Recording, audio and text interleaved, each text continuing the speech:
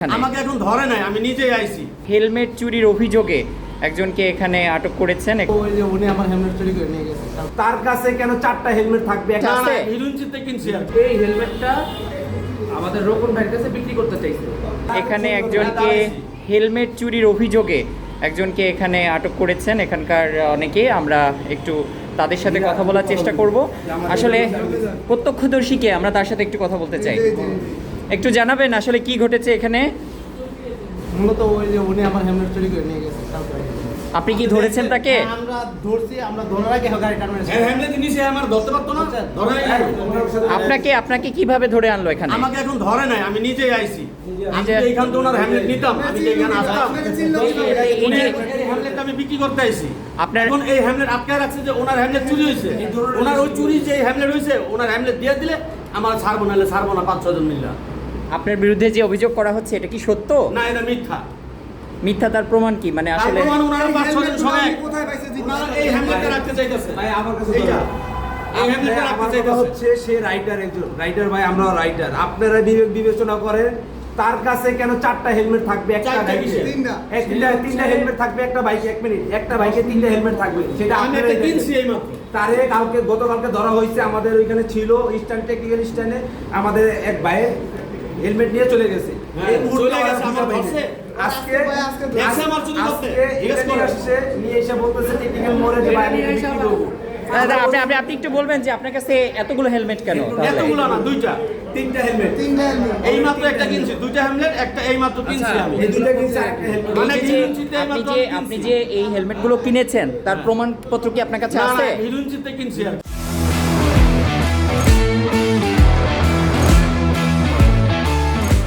কেন তাহলে আপনি হিরঞ্চির কাছ থেকে কেন? এটা তো অবৈধভাবে হিরঞ্চির কাছ থেকে। আপনি কি জানেন যে হিরঞ্চিরা যেটি করে থাকে সেটা তো অন্যায়, এবং তারা তো এগুলো ছিনতাই করে নিয়ে আসে। তাহলে আপনি ছিনতাই করা না, না, জিনিস কেন আমি নিয়েছেন? হিরুনচিতে কম দামে পাইছি যে কিনছি। না, এটা তো অন্যায়, কারণ আপনি এই জন্য একটা হ্যামলেট বেশি, উনি বলতেছে ওরা 4-5 জন যে এই হ্যামলেট রাখলাম, হ্যাঁ হ্যামলেট আড়াইছে, এটা তুই নিছিস, তুই দিয়া হ্যামলেট নিবি।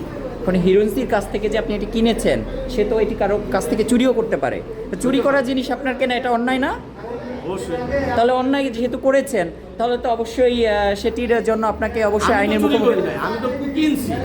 আপনি এখানে আমাকে একটু ইয়ে করে, আমি হাসিবুল আমিন। ও হচ্ছে আজকে সকালে ফার্স্টে টেকনিক্যাল স্ট্যান্ডে আসছে। আসার পরে ও হচ্ছে এই হেলমেটটা আমাদের রোকন ভাইয়ের কাছে বিক্রি করতে চাইছে। ঠিক ও আবার 10 মিনিটের জন্য স্ট্যান্ড থেকে উধাও হয়ে গেছে।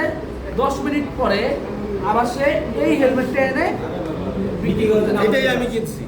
তাহলে আমার কথা হচ্ছে, ও যেহেতু হিরুনচির কাছ থেকে কিনছে, ও তাহলে কোন হিরুনচির কাছ থেকে কিনছে? আর হচ্ছে ও হচ্ছে 10 মিনিটের মধ্যে কি ফকিরাপুলে, মানে টেকনিক্যাল থেকে ফকিরাপুল গেছে, আবার হচ্ছে 10 মিনিট না, নিম্নে 1.5-2 ঘন্টা হইব। আপনি যে অন্যায় করেছেন এটা স্বীকার করেন কিনা? না, আমি স্বীকার করি না, আমি অন্যায় করি না। আপনি স্বীকার করেন না? কেউ আমার হাতে নাতে ধরে নাই যে আমি চুরি করছি। না, আপনি যেটি বললেন যে আপনি এটি হিরঞ্চির কাছ থেকে কিনেছেন, হ্যাঁ, এটা স্বীকার করি। হিরঞ্চিরা কি করে সেটি কি জানেন আপনি? এইটা আমি স্বীকার করি যে আমি হিরুনচির কাছ থেকে আমি কিনছি। তাই সেটি অন্যায় নয়? সেটা অন্যায়, আমি কম দামে পাইছি যে কিনছি। আচ্ছা, এইখানে আইন শৃঙ্খলা রক্ষাকারী বাহিনীর দায়িত্বে কোন মানে সিনিয়র কোনো কর্মকর্তা আছেন? আমি একটু ওনার সাথে কথা বলতে চাই।